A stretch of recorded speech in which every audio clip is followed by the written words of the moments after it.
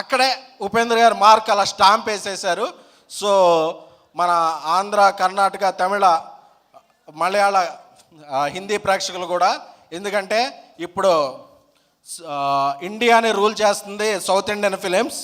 మొన్న బాహుబలి అవ్వచ్చు, ఆర్ఆర్ అవ్వచ్చు, కల్కి అవ్వచ్చు, ఇప్పుడు తగ్గేదేలేని రికార్డులు కొట్టిన పుష్ప అవ్వచ్చు, ఏదైనా సరే మన పాన్ ఇండియాగా మన జెండా ఎగరవుతుంది. ప్లస్ ఈ సినిమా మన గీతా ఆర్ట్స్ నుంచి రిలీజ్ అవుతుంది.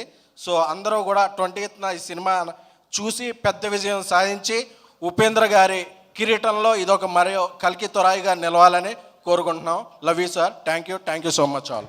Thank you so much sir. మామూలుగా ప్రేక్షకులందరూ ఎస్కేన్ గారు, మామూలుగా అభిమానులందరూ హీరో వస్తే డైలాగ్ అడుగుతుంటారు, మీరు వస్తే కూడా ఒక డైలాగ్ చెప్పమంటున్నారు. బేసిక్గా మీరు మాట్లాడితేనే అది డైలాగ్ లాగే ఉంటుంది, పంచ్ డైలాగ్ లాగా అని తెలుసు.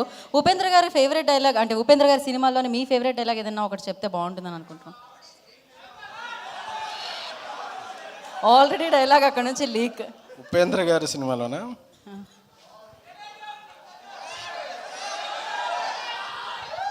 I am God. God is great.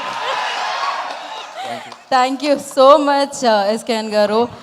And great అంటే డెఫినెట్లీ ఒక సినిమా తీసి ఆ సినిమా 2 గంటలు 2.5 గంటలు ఉంటే ఆ ఇమాజినేషన్ అంటే వరల్డ్ ఆరెల్స్ వాళ్ళు రాసిన వరల్డ్లోకి మనందరినీ తీసుకెళ్ళి అండ్ మళ్ళీ రిపీటెడ్ ఆడియన్స్ వచ్చి ఆ సినిమాని చూసి బిగ్గెస్ట్ సక్సెస్ ఇచ్చేలా చేస్తూ ఉంటారు. అందుకనే